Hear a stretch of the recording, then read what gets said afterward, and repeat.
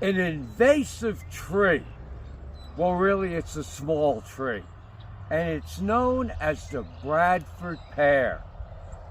It was a very desirable tree many years ago.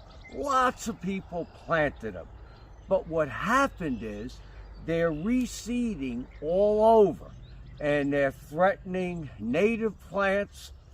And they're also, there's a couple good things about them, but there's quite a few negative things about the Callery pear or Bradford pear. And it's beautiful in the spring. It would have been great if it didn't reseed.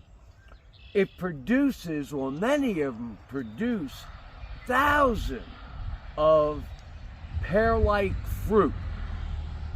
The birds love it, and the birds spread them everywhere.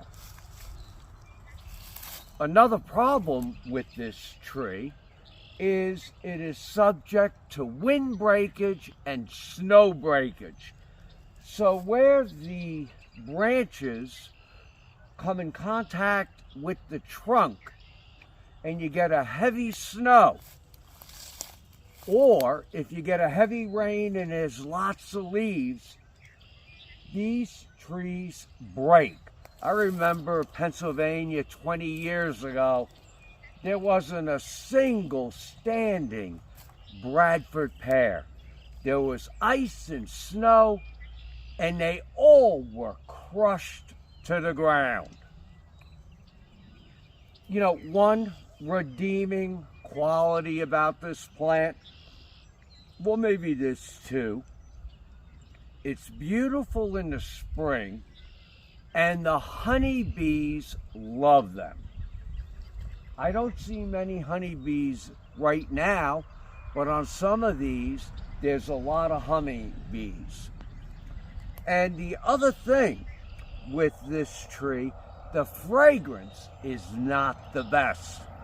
I mean, you can smell this, well, I'm not going to say a mile away, but hundreds of feet away, and it has a sort of obnoxious fragrance.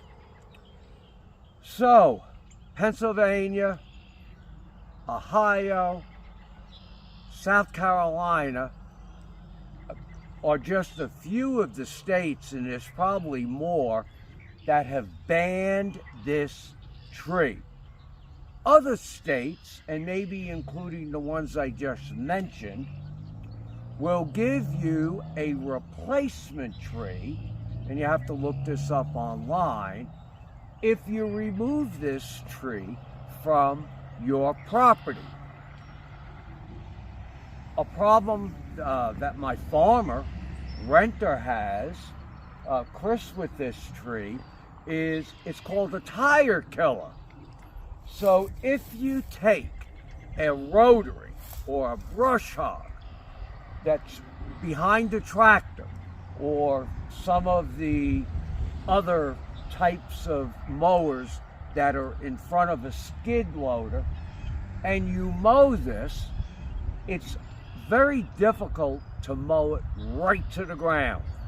So in a lot of cases, you're mowing it to about 3 to 5 inches.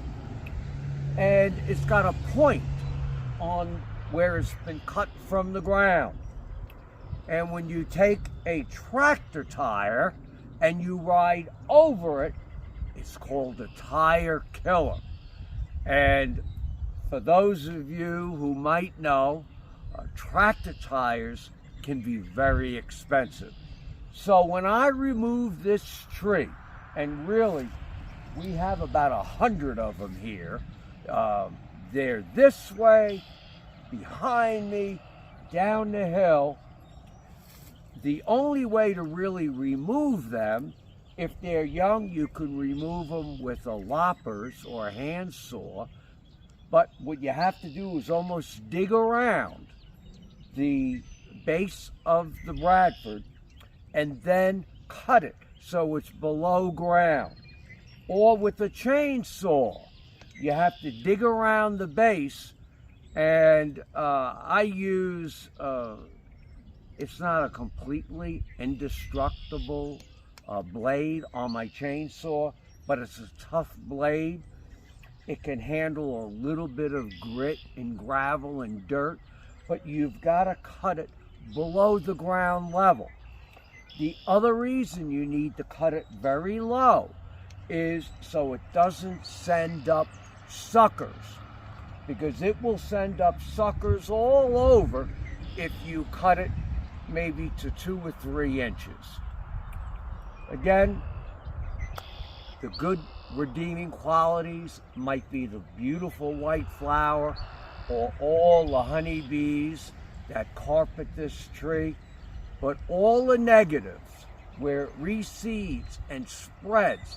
So I'm looking at 300 to 400 feet that way and 300 to 400 feet behind me, and about 200 feet below me, it's filled with mature Bradford pears that you see here, or young seedling Bradford pears that are just beginning to come up.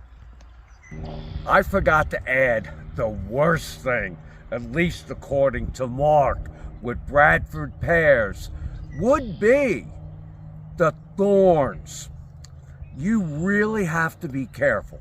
Now, I have not found these thorns here, and this branch only has 2, but some of the branches on the younger Bradfords that are probably about 3 or 4 years old are just covered with thorns that you see here.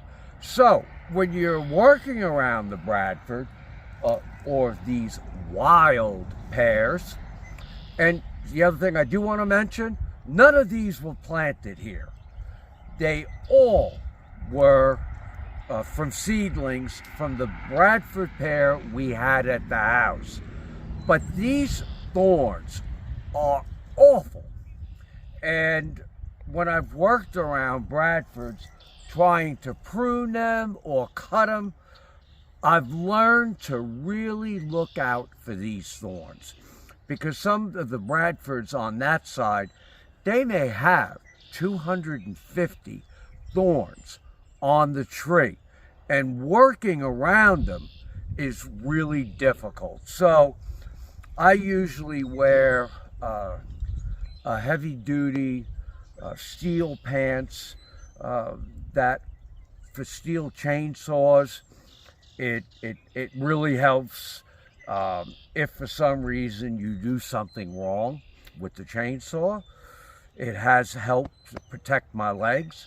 It also has helped protect me from these thorns. So keep in mind, some of the seedlings may be covered